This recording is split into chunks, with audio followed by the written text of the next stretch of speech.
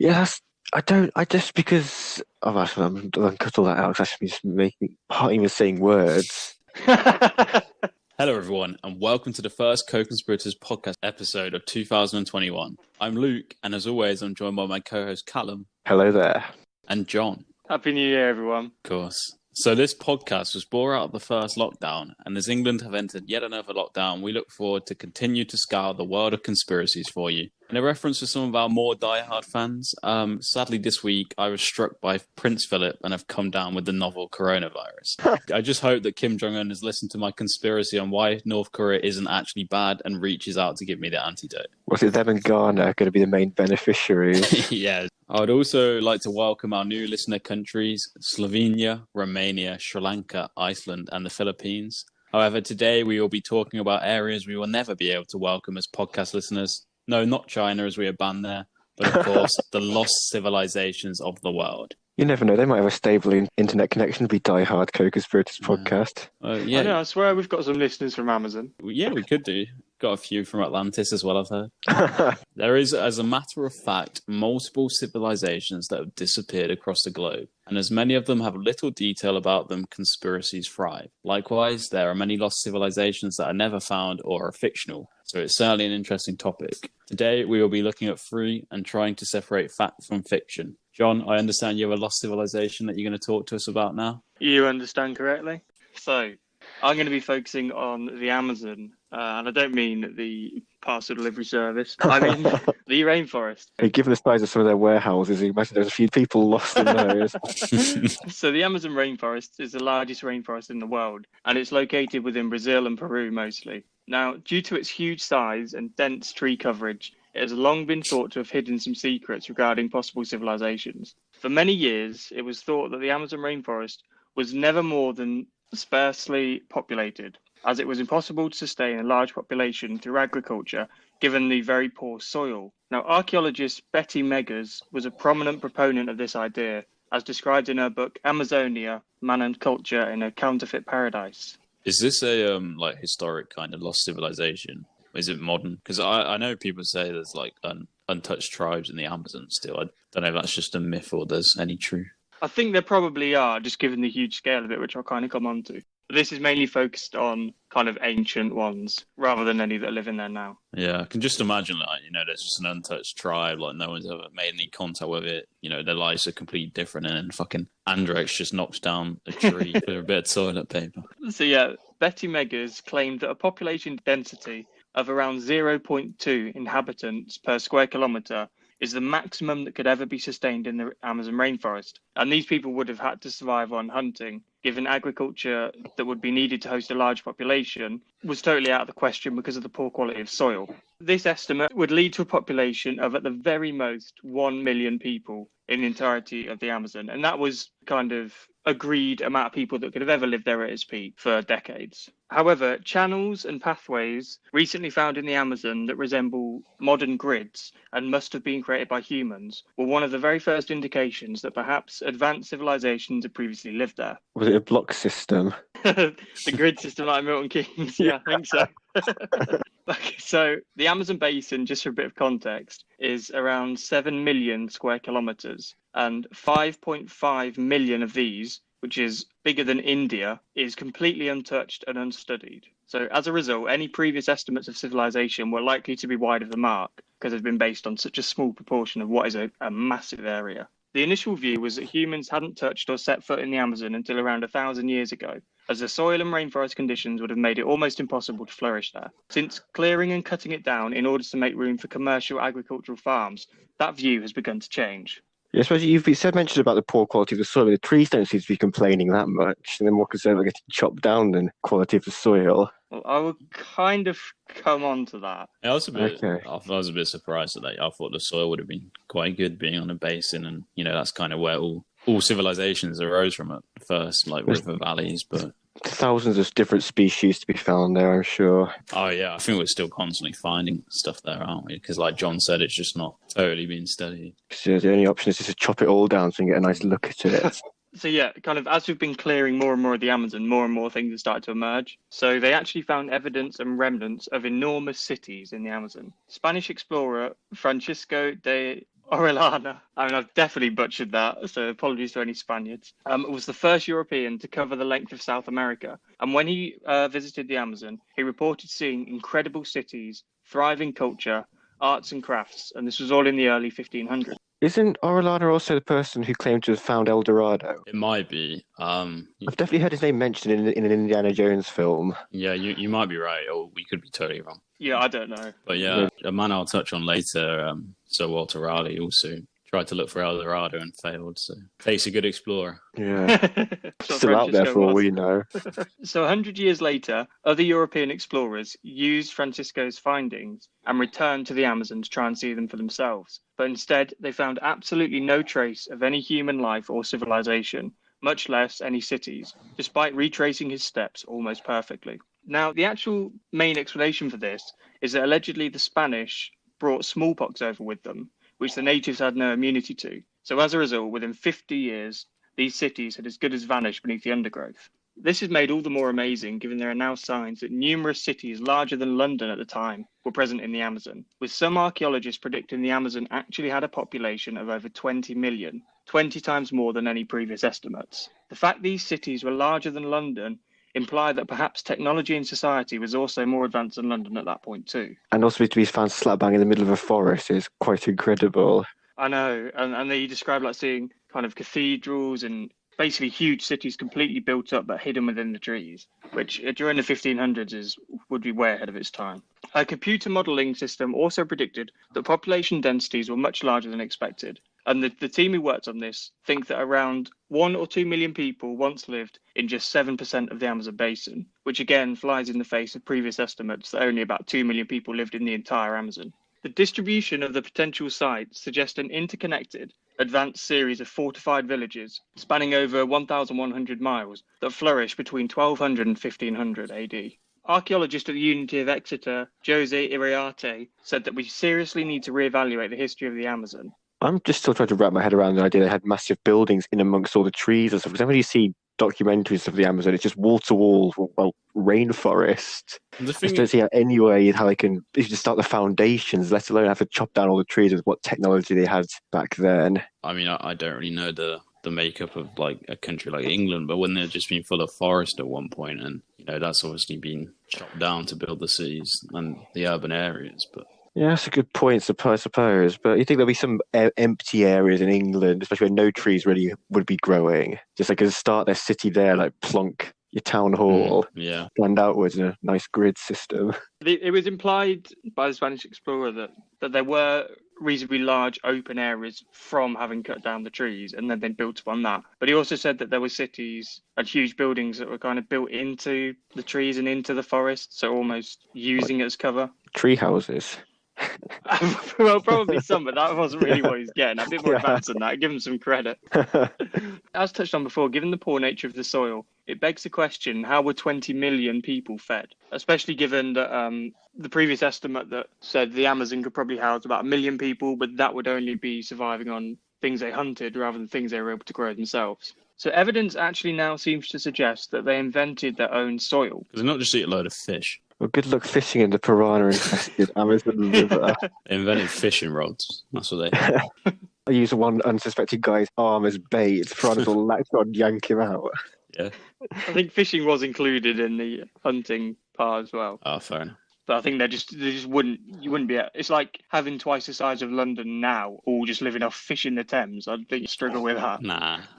So the evidence seems to suggest that the Amazonians actually created their own soil called Amazonian black earth, or terra preta, which is completely full of microbes that aren't found anywhere in the Amazon. Scientists today have used this soil, and you can take a handful of this 8,000-year-old soil, and it will make completely infertile soil fertile instantly. This soil was used by the natives to grow crops and food, but how this soil was created is still not known to this day. Many conspiracists and even scientists say that this actually points to a far higher level of scientific development within the ancient Amazon than previously thought. Part of the process, they think, involved charring and burning and then cooling over and over again the soil. But the more mysterious aspect is the high levels of microbes in the soil that are not normally found anywhere in the region, meaning they must have been found and then added artificially. It's just a fascinating thing about so many inventions, things we take for granted. I know just the process. Who decided to combine flour, water, and yeast to make bread? The first guy is like, "I'll put this all in, then we'll heat it up, and it'll make something nice and edible." I know, that's always baffled me. I don't know how anyone's ever invented anything, to be honest. Yeah. Like, how do you invent a computer for the first time and all that kind of stuff? It's crazy. Just got to have a very advanced level thinking, be literally ahead of your time to even come up with the concept of that. It's just, I guess, a lot of trial and error, but just to even think in the first place, right, we could make this soil usable if we just start heating it and cooling it. And I don't know, I suppose they didn't have computers and games and television and Netflix, and so they had quite a lot of spare time once all the hunting was done. Yeah, so got nothing better to do than isolate microbes. Yeah, went off to do their experiments. So many of the trees in the Amazon, this is something I wasn't aware of, but many of the trees in the Amazon, upon scientific study, were found to not actually be native to that area. The Amazon is in essence a man-made rainforest. These trees are not real trees. That is a very niche reference, but one I very much appreciate. Peep show, if you don't know, check it out.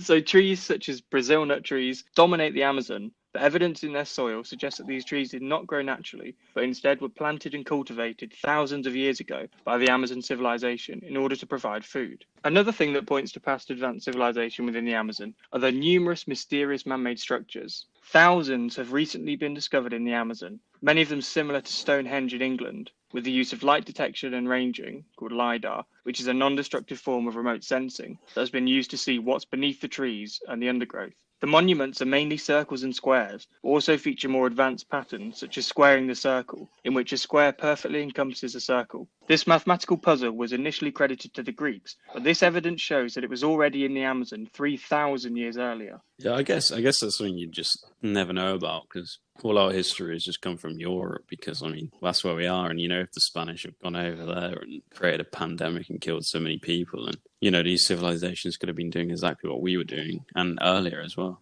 Exactly. There's no real reason why they couldn't have been. And the only reason we just don't know about it is because the Amazon has been so vast and we've hardly touched it. The more and more we've been cutting down, the more and more we've been finding out, which is not the best way of finding out, which is why this LiDAR, I think, is quite groundbreaking for Amazon exploration. Many of these sites are also perfectly aligned to true north, south, east, and west, which suggests advanced astronomers were also living in the Amazon as well as mathematicians, operating at a level thousands of years before the rest of the world. At another site, the team went deep into the ground and located ceramics and charcoal, suggesting a modern-looking village dated to around 1410 AD. This excavation also showed that people wouldn't necessarily have built close to rivers as initially thought, which runs counter to any modern assumptions. It revealed there are likely 1,300 geoglyphs and villages in a 155,000 square mile part of the southern Amazon, which is obviously such a small aspect when you think it's actually 7 million square miles to have found 1,300 villages in just 154,000 of that. It shows you how much of a thriving community it just might have been. I didn't even realise the Amazon was that big. Obviously, I knew it was big, but 7 million square miles. I know, it's crazy. Ridiculous.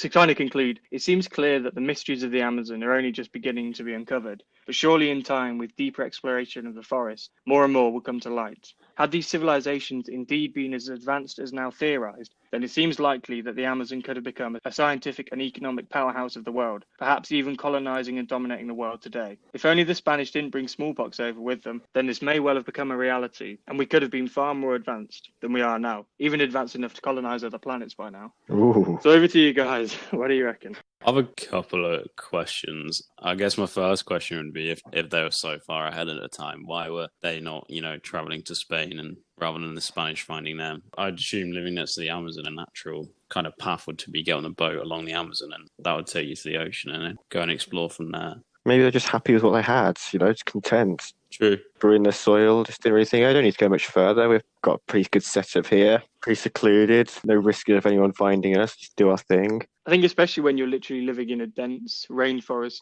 bigger than places like India, they probably would have assumed, even at how advanced they were, that there just was no end to it, and that was everything that there was to be seen. Yeah. Flat forest, flat rainforest. Yeah, I think it's definitely an interesting theory, and because we've not really studied it much, it brings up some interesting ideas. The idea that there's, civilizations on Earth, we know the Greeks, we know the Egyptians, we know a few, but, you never really think of the Amazon, and if they were like thousands of years ahead, there's no reason why they couldn't be. So it's very interesting. I think I'll score it 9 out of 10. In terms of believability, I'm struggling to believe it a bit, just because, if they were able to create these microbes that could fertilize the soil, why could they not do an Edward Jenner vaccine for smallpox if they were so far ahead and eradicate it? I think right off my lips. Yeah, I think the idea that smallpox would have killed all 20 million, they must have been very weak in the immune system. But then I guess at the same time, the argument is they never left the rainforest. So, it's not like the Europeans where they've kind of gone all over, like the British are mixed with the French, blah, blah, blah. So you're always seeing each other and, you've built up a bit of more immune system. So maybe it is possible that smallpox could have eradicated a large proportion of it.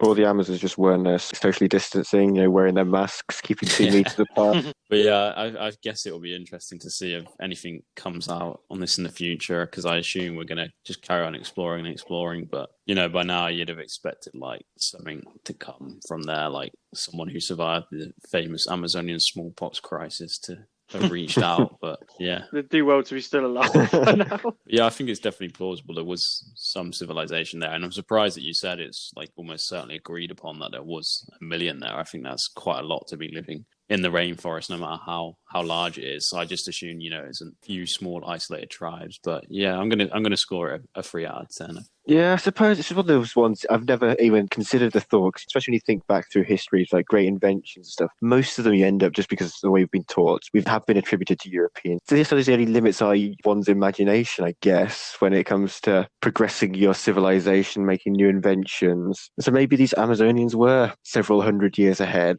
They just didn't bother venturing out beyond the confines of their rainforest because, John said, I think, if you're just stuck there, you think just trees, no matter how far you walk, even if you follow the river for a long time, just trees. You think, there's not much else out there. We'll stick here and create our mega cities. So it is a really interesting one. It does get you thinking. So I'm going to go for 8.5 out of 10 overall. I really enjoyed listening to it. I'd actually like to do a bit more research myself just to see if there's any more discoveries being made as we continue to try and learn more about the world. Do a part two if there's the demand for it. Yeah. But I suppose the believability is the interesting point is how, say, was it Orellana was able to find these cities. Well, he described them as incredible cities, thriving culture, arts and craft. And then he came back to kind of Spain and said, you won't believe what I've seen in the Amazon. And he had drawings of it and things like that. So he was really showing off what he found. Yeah. And then other European explorers about 100 years later went back and they couldn't really find any Maybe whatever his name was, the Spanish guy, was just blown off course and ended up docking at Wigan, and he thought it was the Amazon.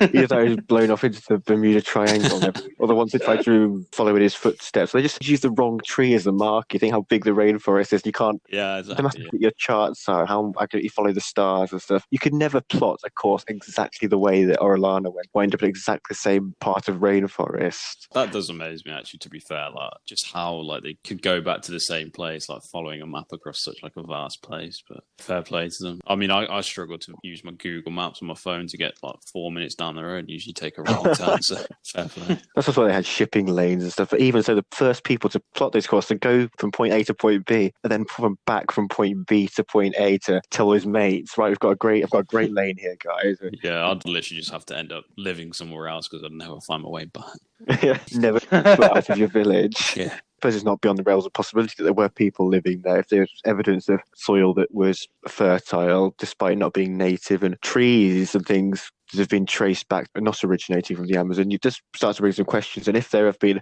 explorers documenting their finds, it could be likely. I'm going to go slightly higher than Luke, and also the disease argument, they were wiped out. So imagine, they have the immune system there. If you're just stuck in one place, it's not going to be as strong. And smallpox was from Europe, I think, so they would not have been prepared for it. I wouldn't even really have known much about medicine. And fingers from Wuhan, actually. Institute of Virology. Yeah, the Wuhanians were hundreds of years ahead of European civilization.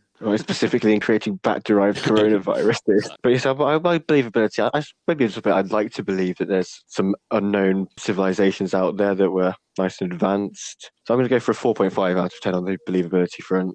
Cool. I think those ratings are pretty fair. For mine, I really enjoyed this theory. I'd never really heard much about how advanced they supposedly would be, and that there actually seems to be more and more evidence backing that up, coming to light every day. So for the overall theory, I'm going to go for a 9 out of 10. For the believability, I'm going to go a bit higher than you guys, probably a bit biased in there. But I just think the fact that they actually are now finding evidence and of villages and evidence of monuments and things that suggest they were mathematically advanced in terms of astronomy as well, I think it kind of backs it up quite well. And I think, with the Spanish explorer coming back and saying he'd seen all this stuff, okay, he could have made it up. But I think if he's a very well-known explorer and his reputation precedes him in that regard. So I don't think he has just completely made it all up. But surely if his reputation precedes him, all the more reason to make things up just to bolster that reputation even further. People aren't going to question you. Send all your competitors off on a wild goose chase and hope they get swallowed up by the Amazon. So all discoveries are then left for you to find. Well, I mean, to be fair, I don't know what his reputation was like at the time. I think now it's maybe better now. One of those people who got more famous after his death.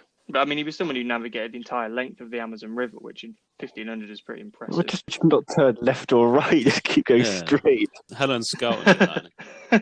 Well, I mean, to be able to feed yourself and all that is a blooming long way. I think it's quite an achievement. It wasn't in one of his massive galleons, was it? So it was a much more smaller vessel. So I'm sure that would have been a shock. I mean, I'd assume so. See the ship with cannons and all sorts of plowing through the Amazon River. Yes, I think believability-wise, I think the evidence seems to speak for itself. I was quite impressed by it. So I think I'm going to go for a 7 out of 10. I think Luke bringing it down because he thinks that they should have seen smallpox coming. Are you forgetting what the world's like now? We're advanced now and no one saw this. But they're more advanced then than we are now. I just don't believe. It wouldn't wipe out everyone. I don't think they ever had a 100% death rate. They must have a really weak immune system for that to be the case. To the fact that they'd eat like a bloody carrot and die or something. Well, it didn't have to wipe out everyone. If it wipes out like the men who were doing all the planting the trees and hunting, then it only specifically killed the men, or the women were fine, so they could never reproduce. Yeah, 10 million women alive and 10 million men dead. Only one Spanish explorer left to mate with. You better hope it's a different kind of Amazonian tribe in that case.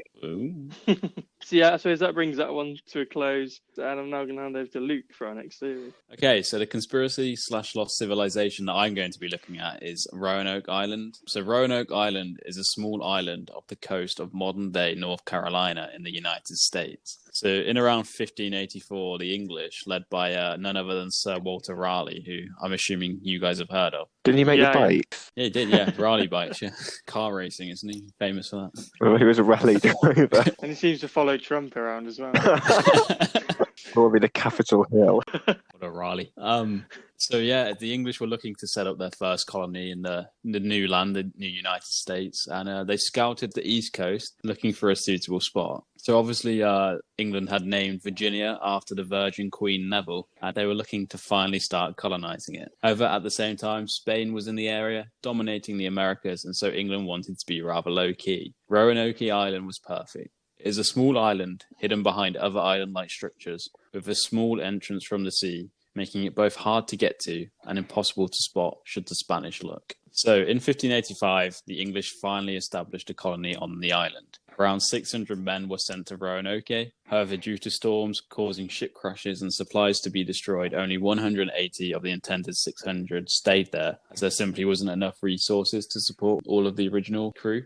The English actually also picked up 2 Native Americans to take back home to England to try and integrate them with the culture and form a bond that would be useful in dominating the rest of the USA. Because, I mean, as you can imagine, the natives were rather hostile, and so it is vital a friendship could be struck. It is literally like aliens just rocking up, they look so different to you. You'd be pretty scared. I mean, looking back at that through the lens of 2020 now, 2021, I'm not sure that's going to go down very well in terms of how culture will perceive that. We're just going to abduct a couple of Native Americans and try to integrate them into the UK. I don't think, even by 2020 standards, the British Empire's done anything wrong, Calum. But it was, however, agreed upon the ship's return to England, they would restock and send out more men and supplies to Roanoke to make this a proper permanent colony. Do they plan on sending any women over there, or was it just men? This is the thing that blows my mind. The first lot was just men, and I mean, they wanted to set up a colony there, so I don't really know what they're doing. I think they just sent the men to build there, and then they planned to send the women out next, but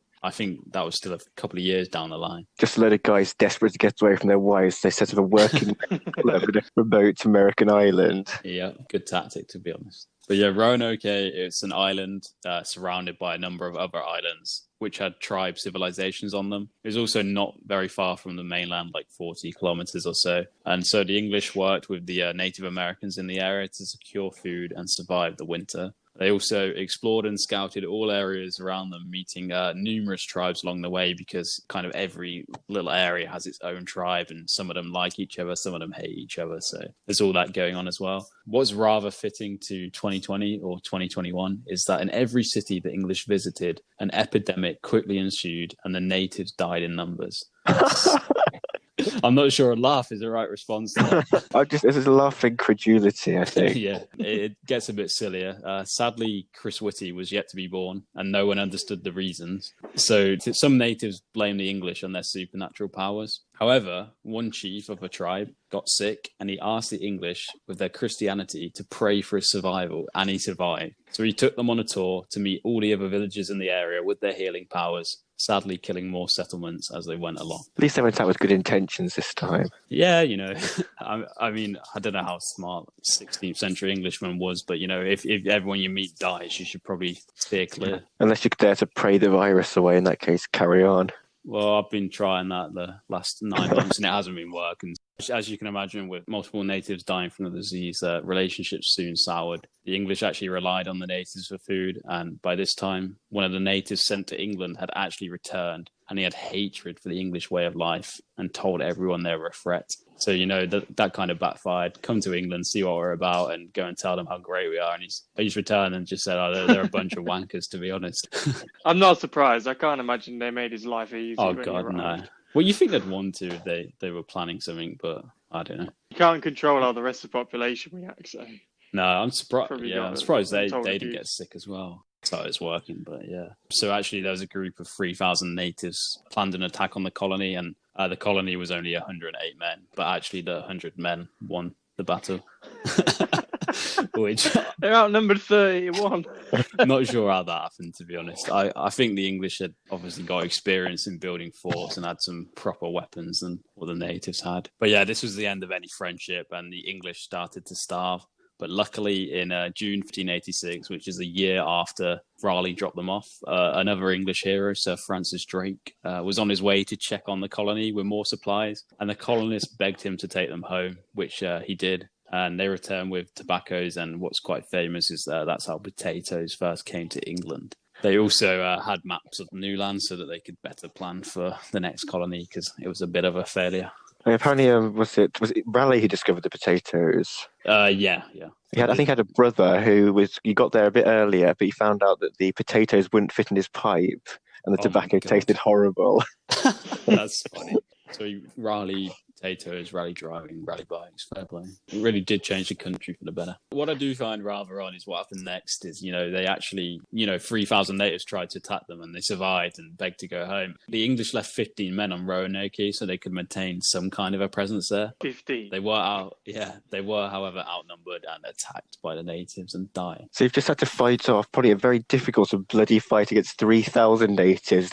With just 108 men. Okay, fine, that's fine. We'll just I don't know what the logic there was. It was 15 men from the boat that had come to resupply rather than the people on the island wanting to stay. I don't know if they just think, we're Englishmen, we'll definitely beat these inhumane natives, and it just backfired a bit. I don't know what the selection process was for determining these 15 members. Your strongest and bravest, or was it these are just the ones who are unlucky enough to draw the short straw? I think it was the 15 most annoying. Well, the thing is, I read a few things about this, and it's interesting because there was certain occasions where 10 men had gone off to go fishing, and they just didn't come back for a long time, so they just went home without them just because they couldn't be bothered waiting anymore. It's not like you can text them and say, hang on, give me an extra 2 hours, I'll be back at the boat. They just got fed up and went home.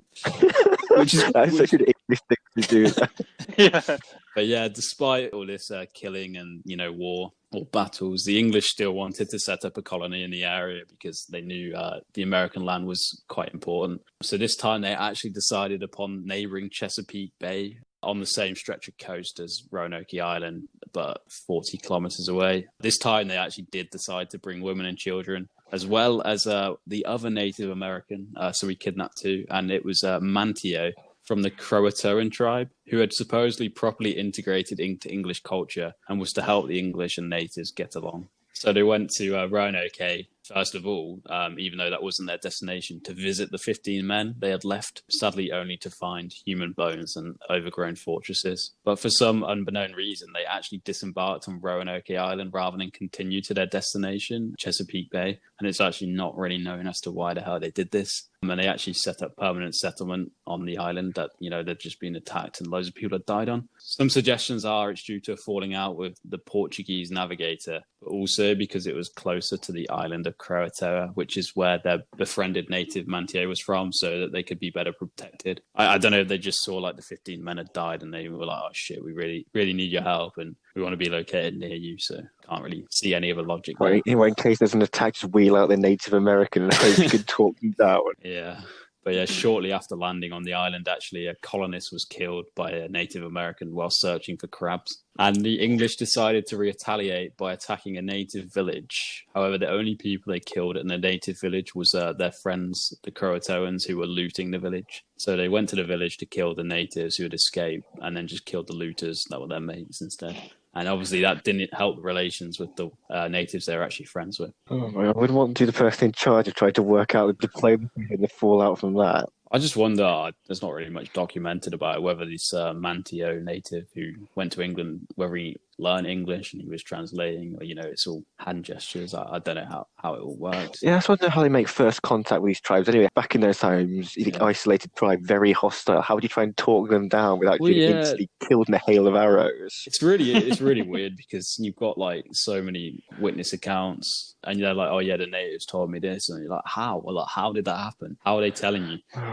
But yeah, so the fleet that dropped them off on the island and saw kind of the damage and the fact one colonist was killed almost immediately, returned to England, plans to tell Queen Elizabeth of the situation and to get more supplies and more men needed to help the colony. However, sadly, when they returned to England, the Spanish Armada were mobilizing and any able ship was banned from leaving England so they could help in the ensuing battle. So the ship left the colony in America in 1587. In 1588, they set off to resupply the colony, but sadly all supplies were lost when they were attacked by French pirates. Thus, it was not until 1590 that they actually got back to Roanoke, so a whole 3 years later, which is plenty of time for a lot to happen. So when they arrived, it was completely deserted, and near the entrance of the fencing to the kind of fortress, the word Croatoan was carved in one of the trees. And the guy, White, was certain that these two inscriptions meant that the colonists had peacefully relocated to Croatoan Island, because when he left, he had actually agreed with the colonists that should they need to leave, they should leave a secret token on one of the trees. However, if there was to be any distress when they were leaving, they were to engrave a Maltese cross into a tree. And as there was no cross, he kind of concluded there was no distress, although I'm personally not entirely sure how easy it is to quickly engrave a Maltese cross. Yes, you could easily miss it as well. Yeah, I know. They could have done it on a tree you haven't looked at. I think that's just so stupid. It's like, yeah, if you get an attack, just quickly carve a Maltese cross into a tree. Like, if you look at the cross of Malta, it's not the easiest thing. You could have just said, like, do a P or something. Like a tree. Which tree? Doesn't matter. Yeah. Just sacrifice the artist. Yeah. And what's kind of like the ongoing story in this whole lost colony of Roanoke, the ship that they had got to Roanoke on to check on their colonists suffered difficulties, so they did not bother stopping to search Croatoa to see if they're actually there, and ended up back home in England. And this kind of happened over and over again, so many ships that went to go try and find out what happened over the years, just, the bad weather, and they just didn't bother going. This is kind of why it was never searched properly. So that's probably one of the big things about this conspiracy, this mystery, that the Isle of Croatoa is relatively close to Roanoke, otherwise the tribes wouldn't be able to communicate. So you think you've gone all this way, you can just go a little bit further, or a little bit, double back on yourself just a little bit, just drop in on the local, see how they are, see if your colony's there. Right, everything's fine, now we can go back to England. I really don't know why they didn't. I mean, I'm sure the trip from England to North Carolina, where it is today, is probably going to take like a month or more. Just an easy trip down the road. No one did it, and so they were never found. But like the moon, it took ages for anyone to bother getting back. So this was in 1590, and Raleigh himself funded a mission in 1602, but bad weather scuppered it. He was then arrested in 1603, and the hope of him finding the colony went with him. In the same year... Was he arrested for? Treason. I think Raleigh might have ended up in the Tower of London and had his head on a spike in the end. But wasn't he Elizabeth's top explorers until Francis Drake came along and... Yeah, but he's very famous. If that's true, I generally didn't know. I think the new King James was not a Tudor monarch. James was Stuart, I think. Yeah, so I think when he came in, I don't know what Raleigh did. Apparently Raleigh wasn't all that. Supposedly he knew the tribe were there, but he couldn't really be bothered to go and help them out. And, he was using them just to harvest a certain crop. He actually sent them there apparently so that they could look for gold and stuff. And he didn't really care much about their whereabouts. But in the same year, he did get arrested. A bloke called Bartholomew Gilbert went to the island to search for the colonists. However, you guessed it, bad weather forced them elsewhere. Not only did bad weather force them elsewhere, but where they ended up landing, they were killed by Native Americans, which I think itself emphasizes the hostility the colonists themselves would likely face from the natives in the area. Maybe it's a case of cutting your losses on the colonists at this point. Yeah. This island, it wouldn't have to be located near the Bermuda Triangle by any chance for this bad weather. Well, I think for some reason, I don't know the logic behind it. I'm sure there's reasonable logic. They never just went straight from UK to America. They went kind of down past the west coast of Africa and up through the Caribbean. I don't know if that was to stop at different places along the way, different British colonies or what, but they always went through the Caribbean, which is obviously where the Bermuda Triangle is. So yeah, they actually did. And pirates. The French pirates, yeah. Imagine how annoying that is. The ocean's huge and you just come across a pirate ship. So rough, that. It's not like they had radar, GPS. I was talking about we're locking in onto a pirate ship. But so in 1607, the English finally started another colony. This time, the more famous one that's widely credited with being the first colony in America, despite Roanoke Island, and that's Jamestown. And it went on to be a bit more successful. But it is, however, worth noting that 80% of the colonists in Jamestown died of starvation in 1609. So it's, of course, possible that those at Roanoke met the same fate, although no human remains were found. Have they since searched any of these neighbouring islands? They have. I'll come on to it later. But in Jamestown, the Powhatan tribe captured John Smith. I don't know if any of you know who John Smith is, apart from being the most generic English name. I was going to say the name rings a bell, but then again, as you mentioned, it's probably one of the most it is a lot generic name. Alcoholic drink. I'm sure I've heard it in the context of exploring before, but I don't want to get ahead of myself. He's the guy who brought Pocahontas back to the UK and fell in love with her. So yeah. Wasn't she about 9? Probably. I'm sure she Pocahontas sounds really exotic, and she died in Gravesend, Kent, in UK. But yeah, he was captured by the Powhatan tribe, and they actually described him a place in America, which I don't know how they did because I don't know how they communicated, but they described him a place where men wore European-style clothing and had walled houses, obviously different to the Native American houses. They drew up a map of the said area, but he never went to explore it. Too busy trying to find 9-year-olds. Yeah, exactly. Too busy preying on the locals. Yeah, the Jamestown residents had assumed that they'd just been massacred. Even more so when the Native Americans massacred the Jamestown village itself in 1622.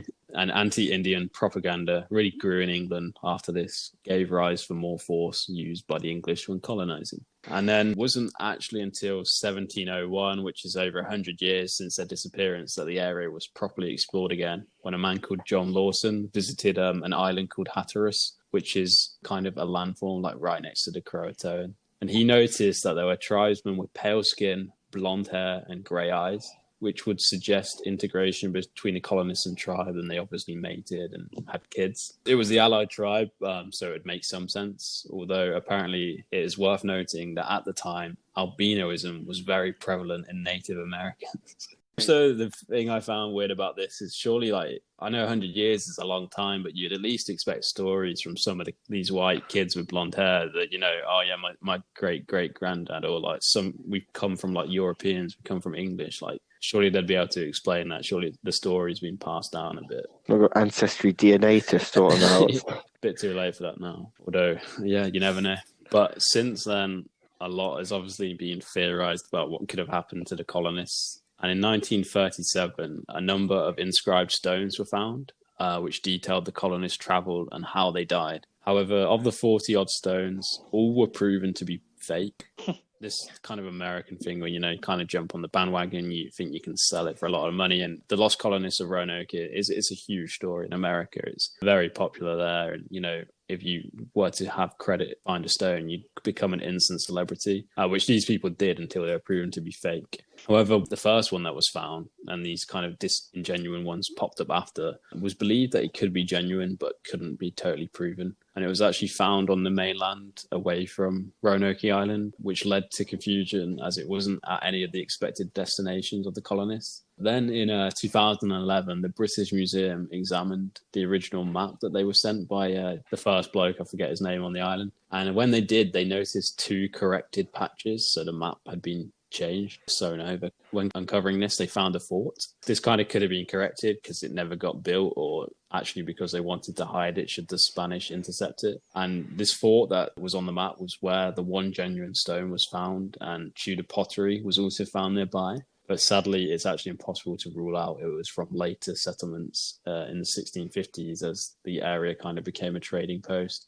They can't date it well enough to say it's definitely from the colonists.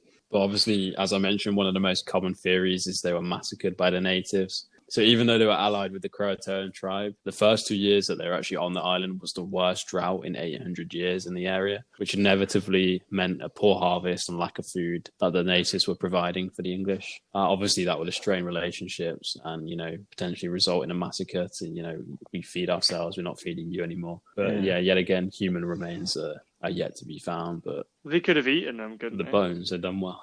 Made soup. Yeah, fair enough. I mean, I don't know about Native Americans, but cannibalism was certainly rife in many, I don't know if I can call them ancient, but many native areas like Fiji, for example. Especially if you say there's a drought and lack of food. Get a lot of liquid out the bone marrow. And these guys have just rocked up, and immediately the droughters connect the superstition. Yeah, they're killing us with their fucking disease, and now there's a massive drought. But yeah, as mentioned before, the idea they moved to Croatoa is indicated on the trees, and the fact they may have integrated with the Americans and had kids with them is a possibility. But I do find it weird that the story wasn't passed down the ancestor line. And also all the essentials were packed up on the island and moved, and they were never found by archaeologists in the Croatoa area. Except there was obviously one thing that seemed to have the coat of arms of one of the colonists on the Croatoa island, but sadly, again, was never proven to be real, which is annoying because I think it's a brass ring they found and it had the coat of arms of the Kendall family, which was one of the colonists. I don't know why the natives would ever try and copy that, or I don't know. I just feel like that has to be real. And it was archaeologists that found it and not random blokes.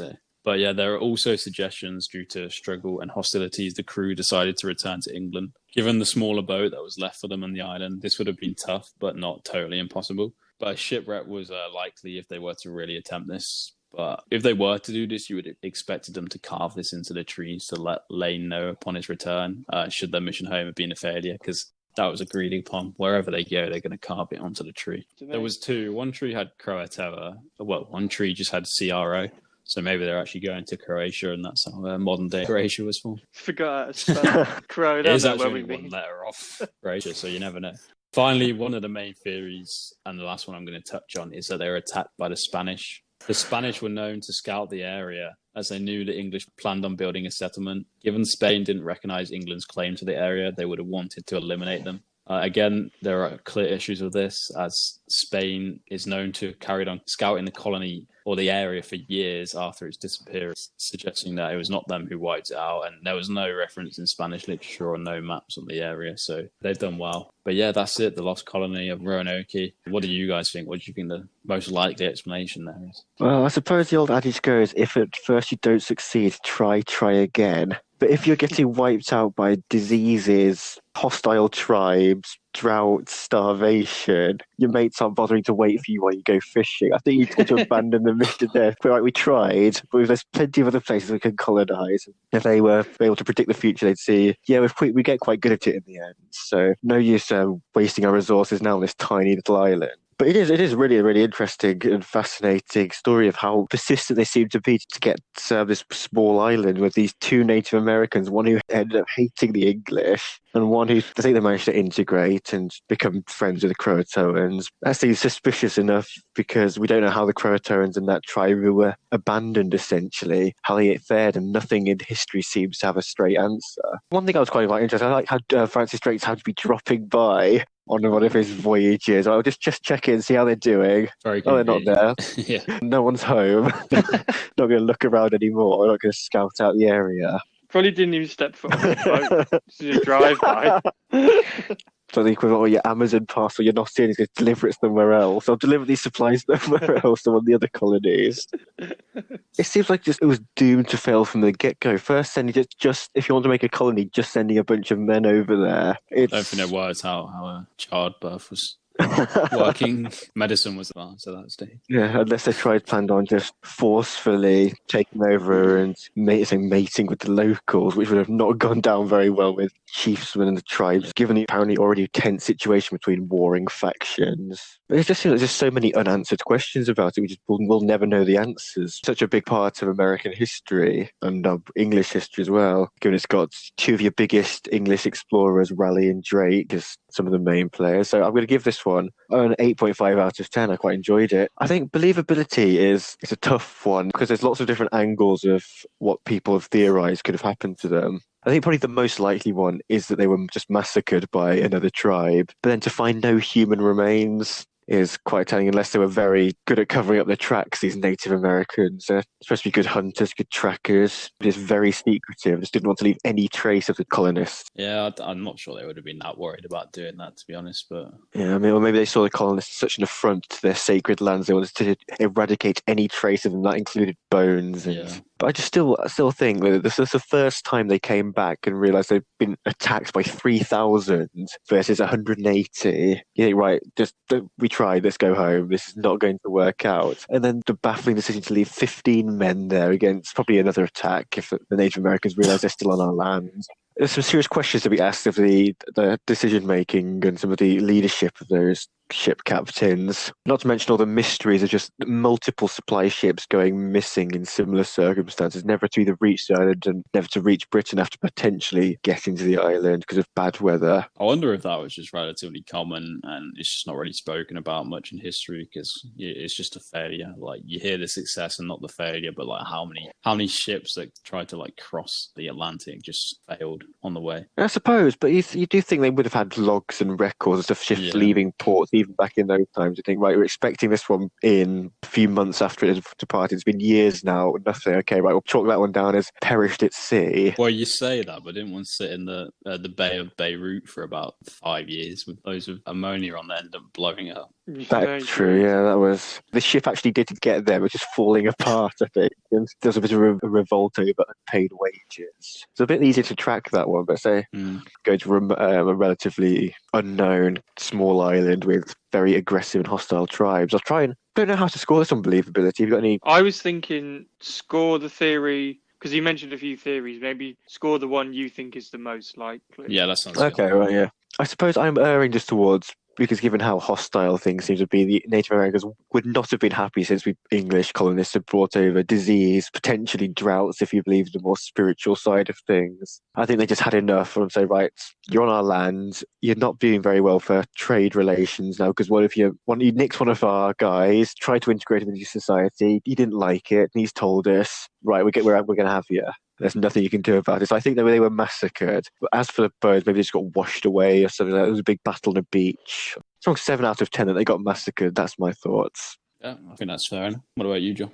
Yes, I really like this theory as well. I think it's going to be a theme of this episode as a whole, but I think it's quite different to a lot of the other episodes we've done. Perhaps a bit less proper conspiracy theory territory based and a bit more just historical theories and things more like mysteries rather than conspiracies, I think. I really enjoyed this one, a lot to unpack. So I think I'm going to go an 8.5 as well. In terms of believability and what I think is most likely, I'm going towards like a combination of two, because I think the kind of massacre theory and that they were probably killed, and I think maybe, even though this part of the theory is my own, but I think maybe there was a bit of cannibalism or something involved. I think there certainly would have been another conflict between the two. But then I also think maybe there were prisoners or some sort of peace treaty, and they ended up becoming kind of amalgamated and integrated into the tribe themselves. Because I think the appearance of white tribesmen, as much as you mentioned the albinos, I think that's too much of a coincidence for me. I think that probably was some sort of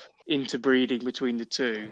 In terms of that believability, I might go a 7. So you think that the Native Americans had a proper judicial system in terms of reintegration of prisoners back into society? Damn right. I don't know. Right. They could be doing. You have your state-mandated Native American wife. You've got your passport. You can now go to Croatoa and the neighbouring islands. You can leave Roanoke, but you're not allowed to venture past these seas. And you must also not hail any passing British ships and let them know where you are.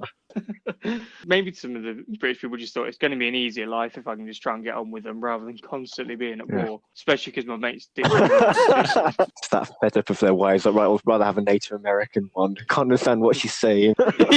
Yeah, I really enjoyed researching this one. It's something that I hadn't really heard much about until the last few years, which is surprising because I think it's a huge part of history. It's, the first colony that the UK tried to set up in America, and it failed completely. I do wonder what the hell is going through these people's mind. It's like, you want to go live in this island that you have no idea about. There's people there who probably are going to be very hostile to you. I think it's a very brave thing to do, and personally probably wouldn't do it myself. But then again, there's also hundreds and hundreds of people applying to go and live on Mars, so people clearly a bit crazy. Imagine the Mars ship is just going to be filled with weirdos, though. You can think, it's a great idea going to Mars, and realise your cabin, your cockpit is just filled with people you don't like, and instantly start regretting your decision.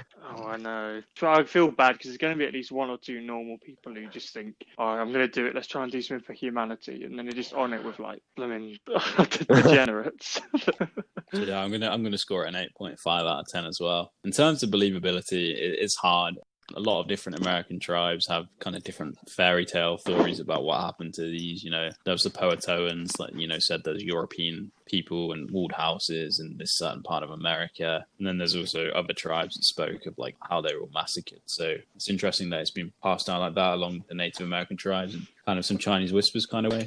I do think the most likely is probably a massacre of some kind, but at the same time, I like to be good-spirited and think it's possible they could have integrated in with the Native Americans. It's a bit Pocahontas-like, but that there are obviously many instances of when the natives helped out the English. I think for the first ever Thanksgiving in America, the natives would help the English survive the winter, so they said thanks to the natives, and I think that's how it started, some rubbish like that. Right, thanks, native. Killed him a few years later. It was nice while it lasted. Disease as a reward. But yeah, I think in terms of massacre, I'm edging quite strongly towards it. I'm going to go for a 7.5 out of 10. Still ongoing, lots of archaeological stuff on this, but what they'll find, I don't know if it will help out. If they find, say, one of the colonists was definitely on Croatoa Island, I still don't know if that changes that they might have been massacred, or if we can have some kind of DNA record that traces a lot of the tribe back to England, then maybe that'll be interesting, but I just don't know how that works. But that was a Roanoke Island for you. So Calum, you got something for us? So I'm sure we all love our ancient civilizations here on the Co-Conspirators Podcast, and what ancient civilizations podcast would not be complete without dipping our toes into the lost city of Atlantis? I think if we just find the city of Atlantis, after dipping more of our toes into the ocean. Don't get your own Quick with a scuba suit, some oxygen tanks, maybe a submarine for good measure. But so in keeping with the theme of this podcast, I'll definitely be borrowing more from the mystery side rather than just pure conspiracy. But I suppose you never know, if the CIA or NASA ever declassifies more documents, a secret underwater military base may not be beyond the realms of possibility, and Project Atlantis certainly has a nice ring to it. While the myth of Atlantis is fairly common knowledge, listeners may be less familiar with its origins and how it came to fuel numerous theories about possible locations and whether there's real evidence that this civilization actually existed, or still does to this day. So, following Luke's example a bit, I'll present a range of theories surrounding Atlantis' possible existence and leave it up to you to decide which one you want to score for believability, be it the most plausible or the most interesting. Before we get there, it's time to get a bit philosophic with some ancient Greek history. The legend of Atlantis arose from the teachings of Greek philosopher Plato, founder of the Platonism school of thought and a renowned egotist. Plato studied under Aristotle and then went on to teach Socrates, not the Brazilian footballer, and many others, leaving a legacy that played a pivotal role in the shaping of Greek philosophy, as well as Western religion and spirituality. The city of Atlantis was one of Plato's famous allegories, tales that contain a hidden moral or political meaning. The founders of Atlantis were half gods, half human, who cultivated a utopian society and powerful naval empire. Their home was made up of lush, concentric lands, separated by wide moats and linked by a canal that penetrated the center, a sort of circular formation, a stereotypical crop circle. I think that's how it's been. Our artist impressions of how Atlantis was described by Plato depict it. The lands were fertile and played host to exotic wildlife and many natural resources and precious metals. So it's not too dissimilar to the Amazons we've heard from John earlier in the podcast. Not too dissimilar to an Amazon where. Definitely some exotic wildlife to be found there.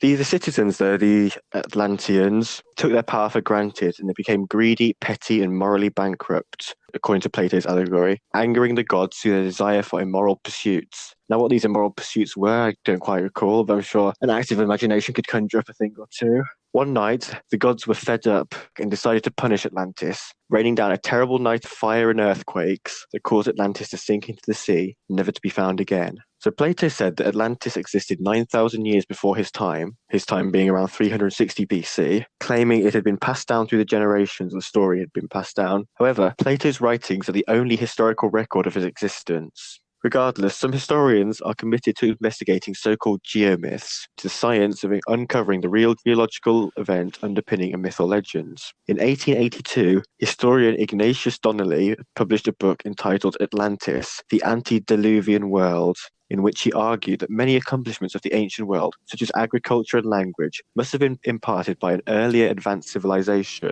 So like we've discussed with John's Amazon theory, there's some civilizations out there that are far more advanced than what we could ever comprehend for the time. And also you think back to Egypt with the pyramids and how some might suggest that the Egyptians had help from otherworldly sources, we'll say. Also, what helped with these geomyths, or the geomyth scientists, was that Plato has provided a description of the location of Atlantis, or where it was originally situated before sinking into the sea. So Donnelly and others have theorized the continent flooded by shifting oceans did exist. Plato's teachings place Atlantis in the middle of the Atlantic Ocean, between the Pillars of Hercules, two rocks that mark the entrance to the Straits of Gibraltar. According to some historians and geographers, the fate of Atlantis, as told by Plato, may actually have been plausible, given that devastating volcanic eruptions and floods have long since been described throughout history. A notable occurrence concerns the fate of the island of Santorini in the Aegean Sea, circa 2500 to 1600 BC. The inhabitants of this island were the Minoans, who, led by the legendary King Minos, have since been described as Europe's first great civilization. The Minoans were thought to have been the first European civilization to use a written language and built huge palaces and paved roads. So why, at the height of their powers, did they suddenly vanish from history? This mystery has inspired the parallels drawn between this civilization and the tale of Atlantis. According to historians, evidence suggests that around 1600 BC, a massive earthquake shook the volcanic island of Thera, which was what modern-day Santorini was called back in the day, which triggered an eruption that spewed 10 million tons of rock, ash, and gas into the atmosphere. The tsunamis that followed the eruption were large enough to wipe out Minoan cities throughout the region, a devastation that may have made the Minoans vulnerable to invaders from the Greek mainland, thus wiping out their civilization. So this is like legit. Historians actually think this happened. There's evidence in historical documents, records, not sure exactly what they are, but a massive earthquake has been recorded around this time. Massive earthquake that caused loads of tsunamis. Yeah, and if there's ever going to be a year that's going to repeat that, it's going to be 2021. So watch out. We're 10 days in now. We've already had several events, we'll call them, not of the natural disaster kind, but equally disruptive and definitely going to go down in history. That's for sure. But back to Atlantis. And along similar lines to the fate of the Minoans, it's also been suggested that while Atlantis itself may have been fictional, the story of its demise may have been inspired by another cataclysmic natural disaster from history. This time, the event in question is the breaching of the Bosporus, or the Strait of Istanbul, by the Mediterranean Sea, which caused the Black Sea to flood. Contrary to what its name suggests, the Black Sea was actually a freshwater lake at the time, and its flooding devastated local civilizations living along its banks. Over a year, several hundred feet of seawater are thought to have flooded through the cities, scattering the inhabitants who were forced to find safe passage to somewhere else, and their travels brought with them the story of their fate, which eventually reached the ears of Plato, and he thought, great, I'll write an allegory about that. So let's take a slightly bit of a left field turn to this one. Another angle that's been suggested about the Atlanteans' fate concerns the Bermuda Triangle, because you can't have a water-based mystery without including the infamous Devil's Triangle. Bit far from the Strait of Gibraltar, but it's a dodgy triangle. It could expand. Yeah, exactly. And technically speaking, it is located in the northwest Atlantic. So Atlantis, that's where it's got its name from, I believe. Maybe not. I said not beyond the realms of possibility. Geographically speaking, it could be plausible. Well, that's at least according to the writer Charles Berlitz. In the 1970s, so not actually that long ago, relative to some of the things we've been discussing on this podcast, Berlitz claimed Atlantis was a real continent located off the Bahamas that had fallen victim to the notorious Bermuda Triangle. So he touched on the Bermuda Triangle in I think it was our aviation conspiracies. Yeah, and it's a region of the Atlantic where a number of ships and aircraft have supposedly disappeared under mysterious circumstances. It's theories that involve experiencing constant raging storms, making it very difficult to navigate, magnetic fields, messing with compasses. But there have been a seemingly disproportionate number of ships that have crossed the Bermuda Triangle not to have returned or made it to their destinations, giving it a very infamous streak amongst sailors and pilots. So supporters of this theory point to the discovery of what looked like man-made walls and streets found off the coast of the Bahamian region of Bimid. In the years since, scientists have blitzed these speculations, deeming them to have been natural beach rock formations. And also it's quite maybe difficult to say that somewhere that was supposedly in the Aegean Sea was also in the northwest Atlantic off the Bahamas, because our current understanding of plate tectonics show that while islands and land masses are moving very slowly, they're not crossing hundreds of kilometers. But again, back in the day, this knowledge of plate tectonics was not as advanced, so this caused American author Charles Hapgood to devise a theory that Atlantis was actually what we call modern-day Antarctica. His 1958 book, Earth's Shifting Crust, which featured a foreword by none other than Albert Einstein, theorized that 12,000 years ago, tectonic movement dramatically shifted the continent that became Antarctica from its location in the Strait of Gibraltar. This huge change in climate caused the once powerful ancient civilization to perish, as they were not equipped to deal with the frozen temperature and icy winds found at the South Pole. Can you imagine your land? You just suddenly start moving. Just a massive shit. It's getting colder and colder. I suppose technically speaking, we are moving through space. We're revolving around the sun and we're spinning on its axis. We don't notice that. But you would think if you start to see the ground beneath you moving and things in the horizon moving, you think, what is going on here? A few days later, you start getting a lot colder. You realise, okay, something's happening here. Next thing you know, you come out and everywhere's buried in ice. That kind of disproves that theory a bit, doesn't it? Just a little bit, but I suppose as a counterpoint to that, the theory goes that Atlantis was then buried under layers of ice, never to be found again. And as ridiculous as it may sound, I don't think anyone has funded a project to dig up the ice in Antarctica, so who knows what may lie beneath. They always say that, don't they? Like, there could be stuff underneath the ice at both poles, and it just hasn't been, not even 1% explored, right? I just think the ramifications of trying to even suggest we're going to go and drill the shit out of the ice in Antarctica would not go down very well with climate activists. No. Well, yeah, alternatively, we could just pollute a load and wait for it to melt and have a look. The first ancient spires of the Amazon Cathedral, or not Amazon, the Atlantis Cathedral start to reveal themselves as the ice slowly melts away, so you never know.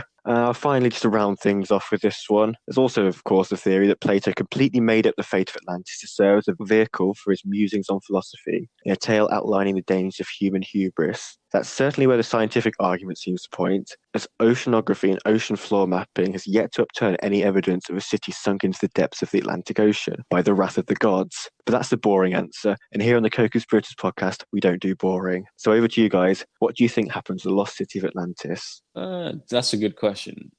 I don't suppose you'd know if anything else I'm really not familiar with Plato's work. Did anything he write actually turn out to be like the truth? I don't know if it's all like philosopher. His teachings did shape a lot of what Western religion and spirituality. So I'm not sure whether he was stating definitive facts, but he was a known scholar. The Greeks at that time were very advanced compared to other civilizations, mathematicians. Yeah. I would say he wasn't stupid. Yeah. One thing that does like always blow my mind is just the fact that the gap in the Atlantic Ocean between Ireland and USA is massive, and it's just weird that there's nothing there. We're supposed to believe that all the continents were connected at one point, and I'm just surprised that there was nothing that drifted off into the middle bit. Because there's in the Pacific, there's quite a lot of islands here and there, and there's just nothing in the Atlantic. So maybe there could have been something, and it's sunk because there was obviously I don't know, you guys are familiar with Dogger Bank at all? No. It's like a piece of land that used to exist between Britain and mainland Europe. So I think it's kind of in the North Sea, near the Netherlands, and it was quite a large landmass, and I think that ended up completely sinking after the last ice age or whatever. But so is that due to rising sea levels then? Yeah. So it's definitely plausible that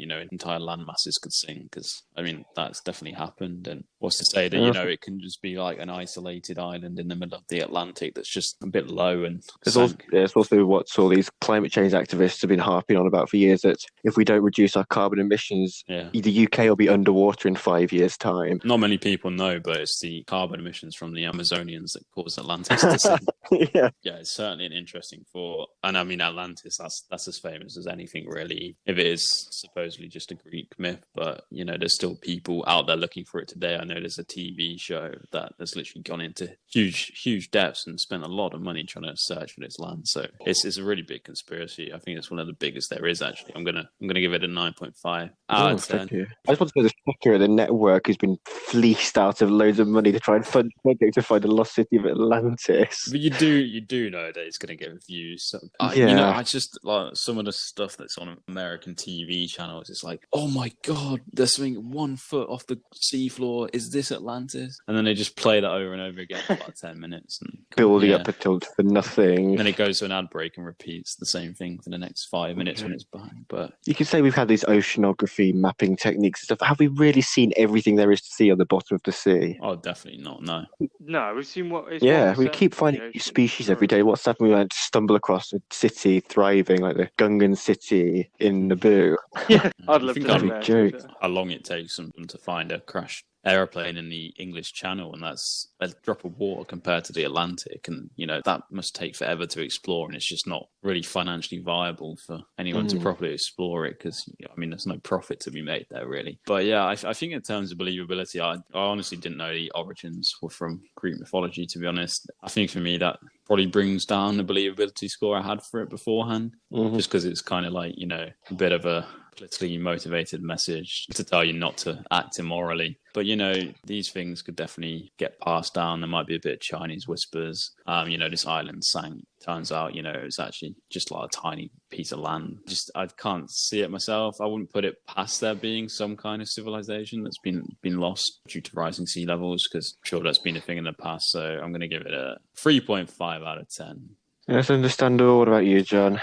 I think as an overall conspiracy, as Luke kind of touched on it, it's certainly one of the biggest ever. I actually went the other way, though. I just thought it was a complete myth, something no one really believed was true, and that there was no evidence to suggest it. So when I found out people like Plato, he lived a long time ago, he might have had some questionable views, but he's so famous and pretty highly thought of. So for him to have such kind of unwavering belief in it, that makes me think, okay, maybe there is a bit more to it than I initially thought. And I think the theory of it, a thriving continent, really wealthy, just completely vanishing, is huge. So I think overall I'll give it a 8.5 out of 10. Believability wise, you said obviously there was a huge community and they're all very wealthy, and they suddenly ceased to exist. Never know, it could have been smallpox, just like the Amazonian. So there could be numerous explanations for that. I think in terms of rating believability, the one I like the most is that it just got up and left and went to Antarctica instead. So I'm going to rate that one. Yeah, just on that one, because we say that, we understand plate tectonics, no continents could ever move, but they're all connected as Pangea and drifted off. So what's stopping them just one, just moving again, just off its own? Aren't we actually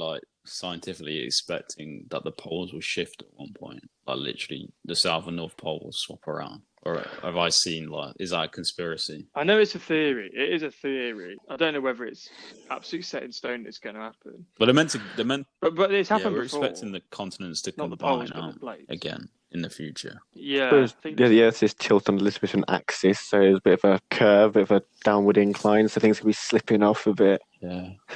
I think that theory doesn't work either way, because if it moved really gradually, like the plates normally would, like a few inches a year, then the change in climate stuff wouldn't have any real impact on the society. So they'd still be thriving now, just with woolly hats on. Yeah, maybe you'd have so much time to get used to it. And then the flip side of it is if it moved really quickly, I just find it hard to believe they could sail past Europe, sayonara suckers.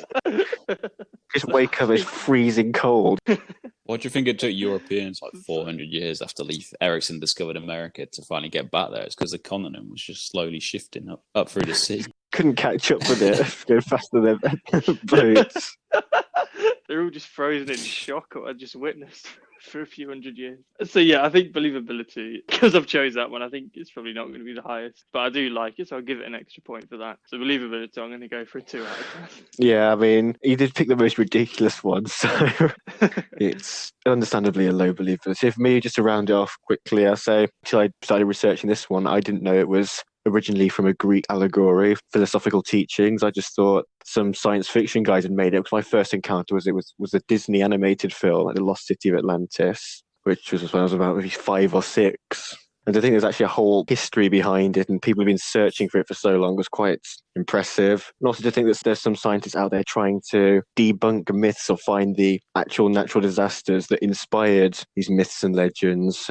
Sounds like a pretty cool job, if you ask me. I mean, yeah, as we've both said, and you both said in your theories, it's the lost city of Atlantis. It's a really interesting mystery, just how, if you were to believe it exactly how Plato teaches it, the gods got angry because people became a bit too cocky, decided to rain down hellfire on them, and also rain and submerge them underwater just because. Yeah, maybe it was a combination. The gods were the ones moving it to Antarctica. They thought they'd freeze them to death. But I think overall, I'm going to go for an 8.5. I've given 8.5 out of 10 for every theory on this podcast. That might be a Co-Conspirators first. But yeah, as for believability, I think I'll take the opposite path to John this time. I'm going to focus on what I think is the most plausible one. It is the idea that he based it upon the knowledge of the fate of the Minoans. Saw that as quite as an inspirational tale for a bit of learning to teach these people how to live better lives. And the fact that there has been historical recordings of this massive earthquake and volcanic eruption that's wiped seemingly flourishing and powerful society completely off the face of the earth would be a good starting point to say, don't get too cocky.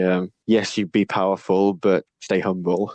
To put it into more 2021 lingo, it's actually quite plausible, I think, because Plato was well-read, well-learned. He would have had an interest in history if he was going to be trying to tell these allegories. So I'm going to go for a solid 7 out of 10 in believability, which is not what you'd expect for a theory on the lost city of Atlantis. Right, so we've heard about 3 lost civilizations. Now let's go for 3 crazy conspiracy theories with our fan-favourite game, Conspiracy. Yeah, thanks for that, Calum. That nicely rounds up our lost civilizations, and I was a bit lost trying to find 3 lost civilizations to choose for conspiracy, but anywho, we have it. For those of you who are new to conspiracy, essentially what we have here is I've got 3 conspiracies for my co-hosts. 2 of them I found on the internet, and 1 of them I completely made up, and it's their job to guess which one I completely made up. So without further ado, let's jump into it. So my first conspiracy is that there are pyramids on Mars from an ancient lost civilization that are likely to also have built pyramids in Egypt. My second one is when they were building the modern city of Chinese Taipei, they destroyed a ceremonial Chinese dragon, which unleashed the souls of a lost civilization. And that is why there is a higher rate of fatal car accidents and suicides in Taiwan. And my final conspiracy for you, there was a race of giants in Scotland that scared the Romans off. Okay, right. We like to hear a little bit more about each one to try and give us something to work with, but they're promising beginnings. Yep. So in terms of the pyramids, there's actually a CIA declassified document that talks about pyramids on Mars. And, it's a very natural link if there's pyramids on Mars for people to suggest some kind of lost civilization. We probably will touch on this at some point in a future episode, but, the pyramids in Egypt are absolutely insane, and mind boggles almost everyone that they were built by humans. And I think it's a reasonable link to say that it was actually this ancient lost civilization that could travel to Mars and Earth. Because also these pyramids didn't just pop up in Egypt; they popped up in places like Sudan, and it was those guys building it. And in terms of Taiwan, the modern city of Chinese Taipei, that was built after, the whole Cultural Revolution, when the Chinese kind of non-communists escaped to Taiwan and the communists stayed in China. And they wanted to build like a nice modern city to show that they were like better than China. And when doing this, they were building a UFO-style housing unit, but they knocked over a ceremonial Chinese dragon. And this, as I mentioned, awakened the souls of a lost civilization that lived on the island. And Taiwan has a high number of severe fatal car accidents and suicides, and it's believed this is down to the lost civilization, the souls haunting people. And then in terms of the Romans always wanted to be powerful. They always destroyed evidence of any ancient civilizations, as they wanted the people in the places they were to only really know of their power. And this includes a race of giants in Great Britain that actually built Stonehenge and were rumoured to still live in Scotland, which is why apparently the Romans only ever ventured north of the border once before retreating and obviously building a wall. Just want to start with the Scotland one. You say they built Stonehenge. Yeah. They were from Scotland. That's one hell of a journey. I think the idea is that the race was all over Britain, but they ended up in Scotland. The final one. They were dying out by the time that the Romans... Were they dying? Like, maybe they could have had like longer strides. It wouldn't have taken that long to trek it all the way. Yeah, when I say giant, they literally just used to hop over to France. They were that big. So, Stonehenge was like dominoes for them. What is interesting about that one is you read some of the accounts of how the Romans described us Brits, probably like the Celts. And we sound like absolute savages to them. Well, they were all civilized, weren't they? We used to bathe in mud. Our women were more fierce than the men, covered in blue paints, and were twice the size of a Roman. Some of the accounts said some ridiculous things like that. We had no regard for our appearances or our health or our dignity. Just be like battle-crazed madmen and women. And on the subject of Hadrian's Wall and the Romans never wanting to venture north of that, they built the wall to keep the Scots out. So I think there's some truth in that one. Have you ever been to Hadrian's Wall? No. It's about a foot high. Yeah, they couldn't get their toes over it. They stubbed their toe in it. That was the idea. I think the idea was that they had some sentries patrolling there just to poke away with spears if they got too close. The thing with Hadrian's Wall is it wouldn't stop a normal-sized human. So I don't understand it. Unless there's actually a conspiracy that Scotland was a race of dwarves. I don't know. When you walk around Glasgow, you think the average height there is not as tall as it is in England, but I don't know if that's an urban myth or not. But so for the other ones... Pyramids, yes, they are absolutely fascinating. And the fact that they would build crazy structures but also have really complex burial chambers below just adds even more mystery to them. So I think there's a Peep Show quote when they were discussing the pyramids. Who built the pyramids? Slaves. Lots and lots of slaves. And then, of course, the link between pyramids and aliens has been drawn a lot. And I think it's perfectly logical because how you could do it back in these ancient times. Firstly, envisioned giant triangular structures, then to have moved all the stone into the area, carved it, and set it up in these hundreds of feet high towers is just ridiculous. Don't know what sort of engineers they had over there, but they were way ahead of their time. Clearly, also, if they could get to Mars and drop some pyramids there. Yeah, it's crazy. And the Taiwanese one, I remember you have done a Chinese-related conspiracy way back. They make up 25% of the world, Calum. We got to get them in more often. Despite just being banned over there. Big target audience if we can ever break past the firewall. Yeah, I think it was one that's sort of more spiritual based. Well, do with someone trying to step on the moon or something like that. Was it? Yeah. And I think that one was true as well. So I'm thinking that this one could also be true because it's sort of spiritual based, and there's quite a lot of spirituality there with lost souls and knocking over vases containing the spirits of ancestors who have wrath to spread amongst the population. Sounds like something you say out of a film. I think like the Mummy or something like that. Pretending it's to Egypt. So I'm struggling to pick which one I want to say is a conspiracy. I remember, John, you mentioned in the chat that you're on a bit of a purple patch. Do you fancy going first? Yeah, fine. Although I think that purple patch is about to turn brown because I'm really struggling here. I've gone through phases thinking all of them are the lie. I've definitely heard about pyramids on like the moon, and on Mars. I'm definitely aware that is a theory, but the whole alien part of it, I suppose, who else is going to build it? So I'm tempted. As much as that one you could quite easily make up for conspiracy, I'm tempted to say that would be true. Well, not true, but and then I think there was a lot of detail to the middle one. I have seen a few YouTube videos that kind of them are recommended about architects and people finding remains of giants and stuff. So there's definitely theories out there around them, and that maybe old races of humans were giant. But I think I'll go for that as the lie. Okay, well, do I be boring and go for the same one as John? That's the thing. 'Cause that was my thinking as well. The other two had quite a lot of detail. This was the first one, the alien one. That is prime conspiracy theory stuff for conspiracy. Aliens, pyramids. You got two pretty good indicators that someone out there thinks it. I think if you do agree with me, go for it, because then we could have the first clean sweep conspiracy for a very long time, and Luke could get. All right, that's a good shout. Then I think you've convinced me. A little bit of collusion, whether it works out or not, we shall find out now. So I will say that the third one is the conspiracy as well. Right. Well, you were both pretty quick to dismiss the pyramids on Mars, and you were right to do that. That is obviously a conspiracy. That's always going to be linked back to Egypt when, there's talk of pyramids on Mars. That one is on the internet. I will say, in terms of Taiwanese housing units and this ceremonial dragon, the extra information all came from my own brain, so maybe I've played myself a bit there. I didn't pull them from anything else. Just use a bit of my history knowledge, but I must have played myself, because first ever time that the conspiracy is completely lost. Well done, guys. Oh, good call there, John. Good call. That purple patch does continue. I think that's even more purple now. You've got to get two of us on the same page. Should have had you negotiating with the Croatoans. I know, it's not too late. I'll go over and see what they got to say. Yeah.